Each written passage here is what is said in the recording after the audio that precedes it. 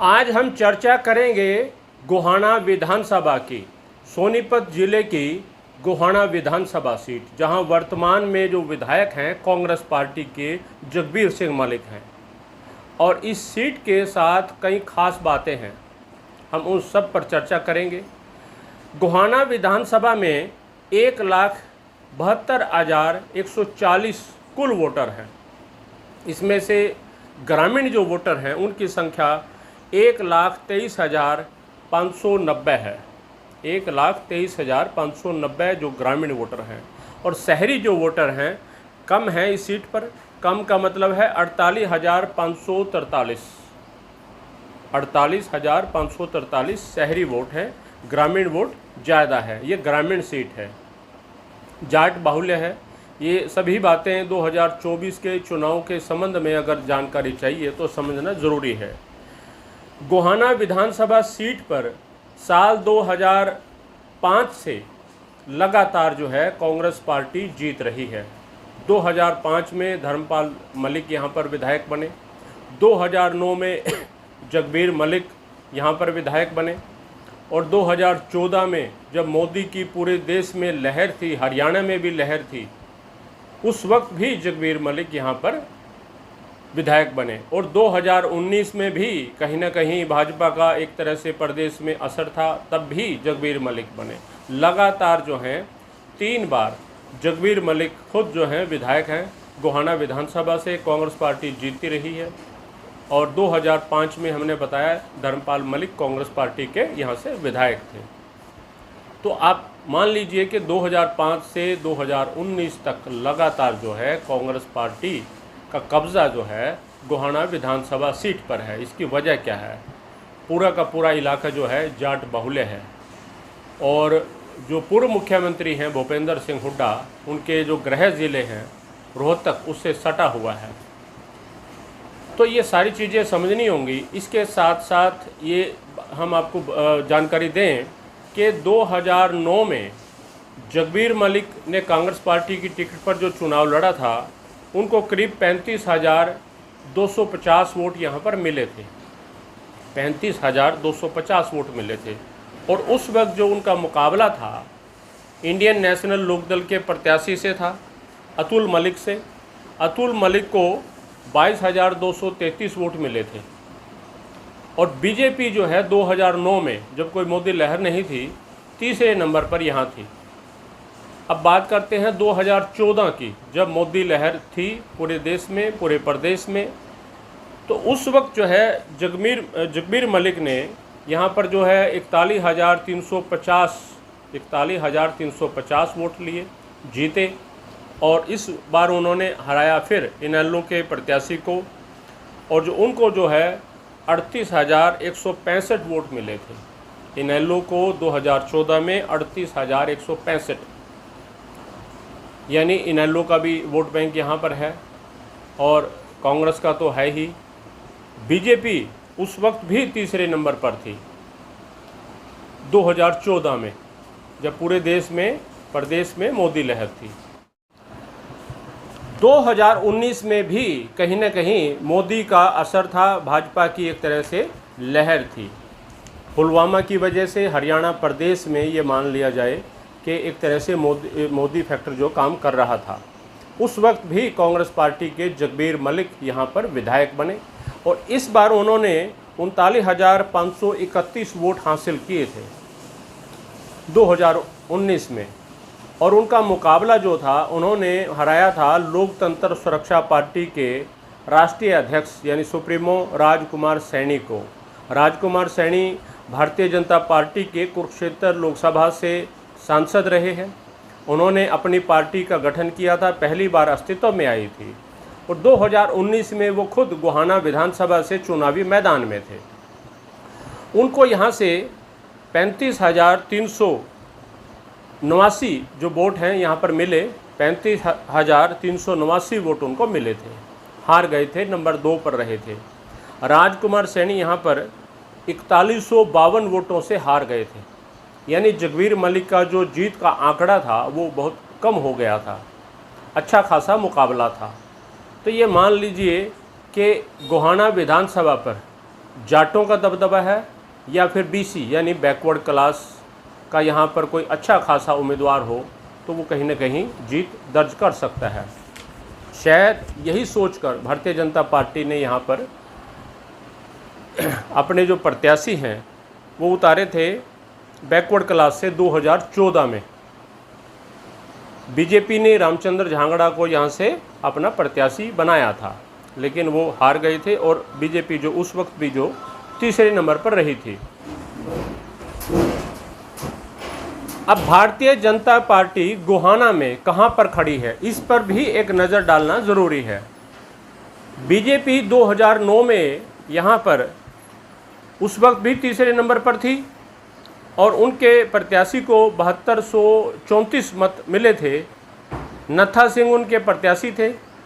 2014 में जब मोदी लहर थी, रामचंद्र झांगड़ा को बैकवर्ड समझ करके यहाँ से चुनावी मैदान में उतारा था कि वो जीत जाएंगे, लेकिन उनको 28,365 वोट मिले और वो हार गए। इस बार फिर तीसरे नंबर पर बीजेपी यहाँ पर रही। 2019 में तीर्थ राणा को यहाँ से टिकट दी गई, उनको 26,972 वोट मिले। इस बार फिर तीसरे नंबर पर रही। तो लगातार जो है 2009, 2014, 2019 भारतीय जनता पार्टी तीसरे नंबर की पार्टी गोहाना में बनती रही। तो बीजेपी का ग्राफ यहाँ पर क्यों नहीं बन पा रहा, उसकी कई वजह हैं। ख़ास तौर से जाट बहुल्य इलाका है और हमने आपको शुरू में बताया कि पूर्व मुख्यमंत्री भूपेंद्र सिंह हुड्डा के जो गृह जिला है रोहतक, उससे सटा हुआ इलाका है और मुख्यमंत्री भूपेंद्र सिंह हुड्डा के कार्यकाल में जहां रोहतक में विकास कार्यों की पूरी भरमार रही, गोहाना में भी जमकर विकास कार्य करवाए गए और उन्हीं का कहीं ना कहीं असर जो है दिखाई देता है आज भी। गोहाना एक तरह से अपने आप में चमका हुआ ज़िला है। विकास के मामले में सड़क, गली, नाली, बाईपास, हर तरह की जो सुविधा है गोहाना में उपलब्ध है। किसी तरह की कोई परेशानी वहाँ पर ज़्यादा दिखाई नहीं देती, किसी तरह के विकास कार्य की दरकार की जो बात है। जाट बहुल्य इलाका है, लेकिन गोहाना में जो है जाटों के अलावा ब्राह्मण, पंजाबी, सैनी, वाल्मीकि, धानक, ये सभी इसमें गोहाना विधानसभा में है। इनका भी अच्छा खासा वोट है। तो इसको राजनीतिक दल जो हैं दो भागों में बांटते हैं, जाट बहुल्य और उसके साथ बैकवर्ड। तो बीजेपी ने जो है कई बार बैकवर्ड का कार्ड यहाँ पर खेला।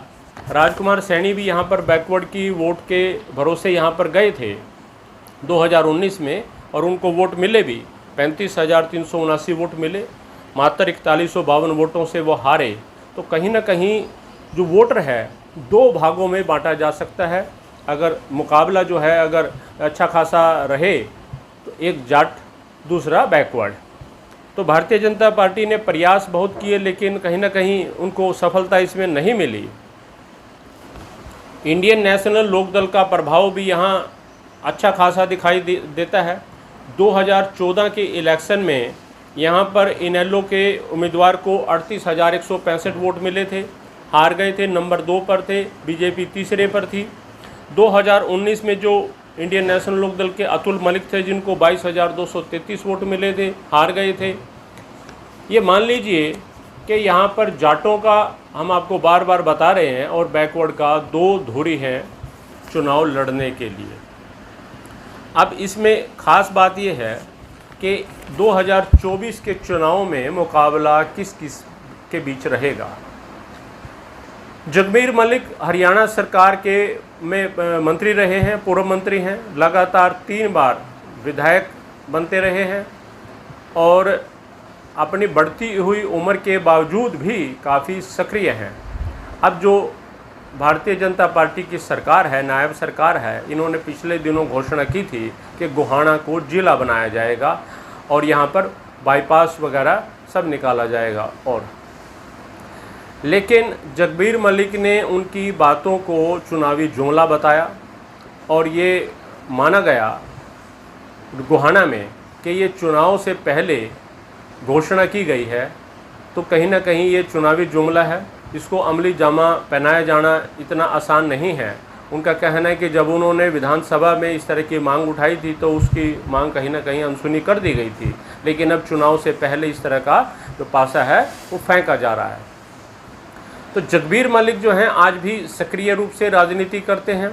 कांग्रेस पार्टी शायद उनको दरकिनार ना कर पाए, क्योंकि पिछले 3 बार से वो विधायक हैं, सक्रिय हैं और उनकी पूरे इलाके में अच्छी खासी पकड़ है। इस नाते से कांग्रेस पार्टी का जो टिकट है लगभग ये माना जा रहा है कि जगबीर मलिक को ही जाएगा। भारतीय जनता पार्टी यहाँ पर किस तरह का कार्ड खेलेगी ये देखने वाली बात है।